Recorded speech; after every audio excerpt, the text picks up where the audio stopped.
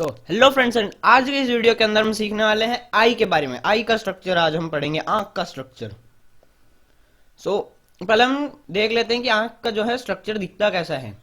जो आपके सामने अभी इमेज है, इस तरह का जो है एक आई हमारी साइड से दिखती है।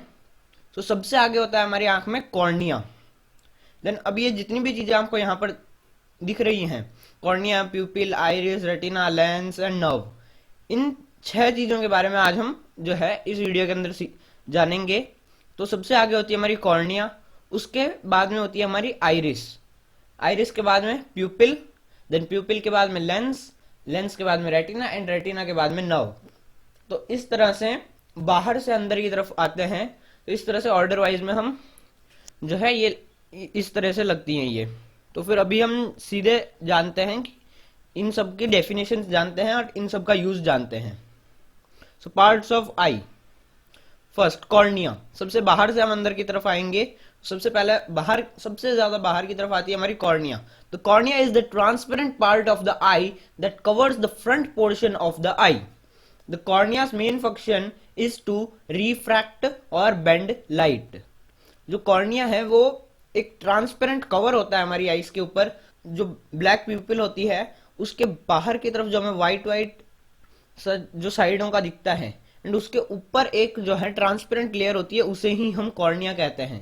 एंड इसके जो है मेन फंक्शन होता है लाइट को बेंड करना, लाइट को सही तरीके से आंख के अंदर भेजना। एंड दूसरा इसका जो फंक्शन है वो ये है कि जो जितने भी डस्ट पार्टिकल एंड जितनी भी चीजें जो हमारी आंख को अंदर जाके डैमेज कर सकती है, उन सबको ये बाहर ही रोक देता है। देन आते हैं आइरिस पर। The coloured tissue at the front of the eye that contains the प्यूपिल in the centre. मतलब आइरिस वही जो है एक कलर्ड टिश्यू है जो कि प्यूपिल के साइडों में रहता है, एंड प्यूपिल जो है इसके सेंटर में होता है बिल्कुल। The iris helps control the size of the pupil and to let more और लेस लाइट इनटू द आई।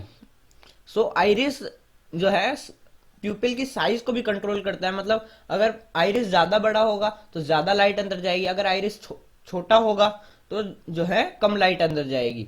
तो इस तरीके से जो है आइरिस का एक बहुत ही इंपॉर्टेंट रोल प्ले होता है। एंड जैसे कि मैंने बताया, एक प्यूपिल के एकदम साइड में रहता है। तो प्यूपिल वही है जिससे कि हमें सब कुछ दिखता है। It also determines the colour of the eye. मतलब आइरिस एक कलर्ड टिश्यू है। तो हम कहते हैं ना कि किसी की आंखें ग्रीन है, किसी की ब्राउन है, किसी की ब्लू है। तो वो हम बताते हैं कि उसके आइरिस का colour black, blue, green etcetera etcetera है। तो आइरिस का कलर अगर ब्लू होगा तो हमें लगेगा कि उसकी आंख का कलर ब्लू है।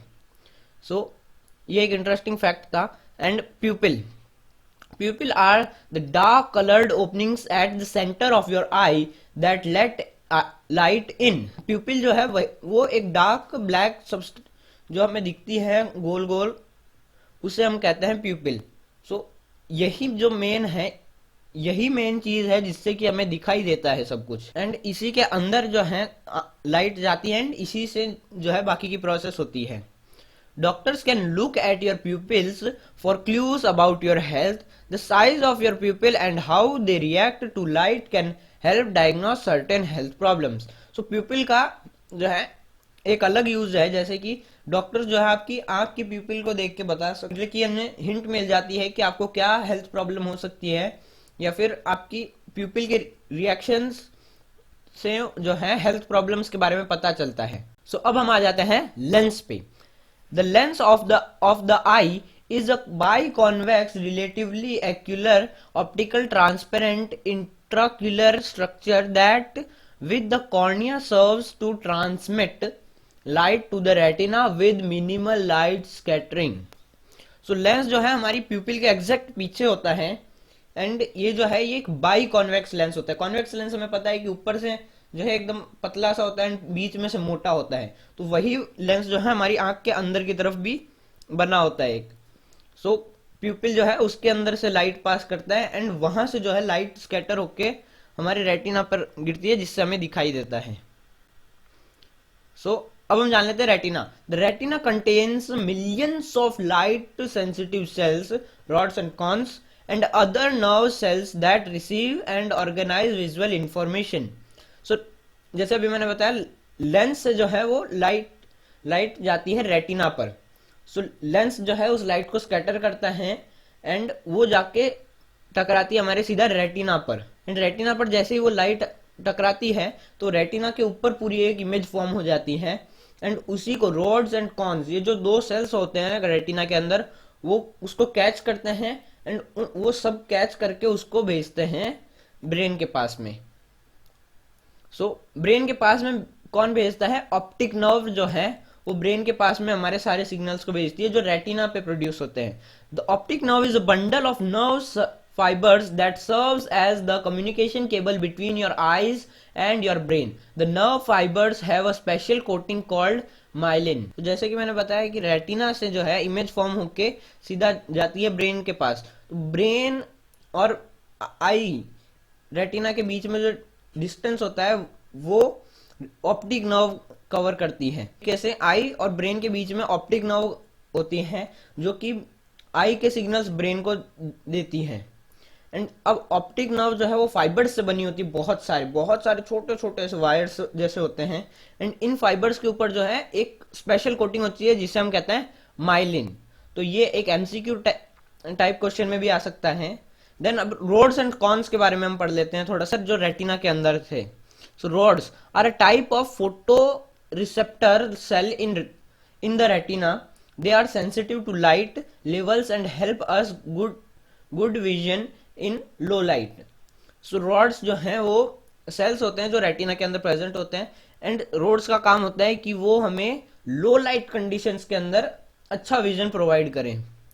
Then cones are type of photo receptor cell in the retina. They give us our colour vision.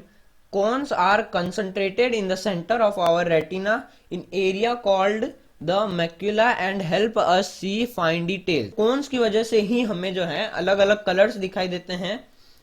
And ये जो कोन्स होते हैं ये रेटिना के बीच के एरिया में होते हैं। जो कोन्स होते हैं वो कलर के साथ साथ फाइन डिटेल्स का भी जो काम है वो इन्हीं के पास होता है।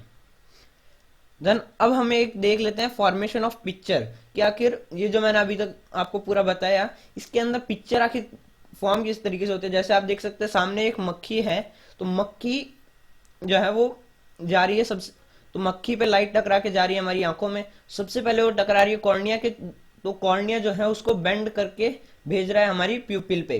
प्यूपिल से वो जाती है सीधे लेंस पे एंड लेंस जो है उसे बनाता है एंड लेंस जो है उसे स्कैटर करके हमारे रेटिना पर भेजता है। अब रेटिना पर जाके रोड्स एंड कॉन्स उसको कैच करते हैं एंड वो भेजते हैं उसे ऑप्टिक नर्व के पास। ऑप्टिक नर्व उसे लेकर जाती है ब्रेन के पास एंड वहां पर जो है हमें ये सब कुछ दिखाई देता है। एंड यहाँ पर मैं एक इंटरेस्टिंग फैक्ट बताऊं तो हमें जो भी चीज सामने सीधी दिखाई देती है वो एक्चुअली हमारे अंदर की तरफ रेटिना के ऊपर जाके वो उल्टी फॉर्म होती है। जैसे अगर मैं 1 लिखूंगा तो 1 हमें रेटिना के ऊपर जो है उल्टा दिखाई देगा एंड वो ब्रेन के पास जाता है तब सीधा हो जाता है। तो इस तरह से जो है रेटिना के ऊपर एक उल्टी इमेज फॉर्म होती है।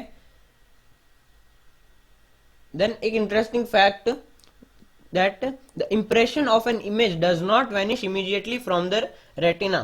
सो रेटिना के ऊपर से जो है एक इमेज बहुत जल्दी से मिट नहीं जाती है। If another image is formed on retina at the speed of 1/6 of a second after the formation of first image, then only the image will be seen moving. So अगर हमें कुछ भी मूविंग दिखता है so इसका मतलब यह है कि 1/6 पर सेकेंड की स्पीड से हम अगर इमेजेस को देखते हैं तो वो इमेजेस हमें मूविंग दिखाई देती हैं। So if still images are flashed on the eye at a rate faster than 16 per second, then the eye perceives this object as moving. So अगर 16 इमेजेस 1 सेकेंड के अंदर हमें दिखती हैं, हमारे सामने से फ्लैश होके जाती हैं, अलग अलग ऐसे होके जाती हैं, तब हमें वो ऑब्जेक्ट जो है वो मूविंग दिखाई देता है।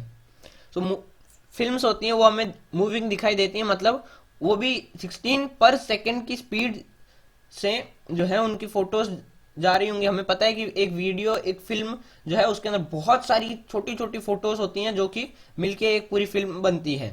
सो वो फिल्म के अंदर जितनी भी फोटोज होती हैं वो सारी फोटोज जो है 24 पिक्चर्स पर सेकंड की स्पीड से जो है फ्लिकर करती हैं। सो इसलिए हमें जो है मूवी के अंदर सब कुछ मूविंग दिखाई देता है। आई होप कि आपको ये सब कुछ समझ आ गया होगा। अगर सब कुछ समझ आ गया तो वीडियो को लाइक करना बिल्कुल भी मत भूलना, ताकि मुझे भी समझ आ जाए कि आपको सब कुछ समझ आ गया है। एंड और भी कुछ समझने के लिए चैनल को सब्सक्राइब करना बिल्कुल भी मत भूलना। मिलते हैं अगली वीडियो में।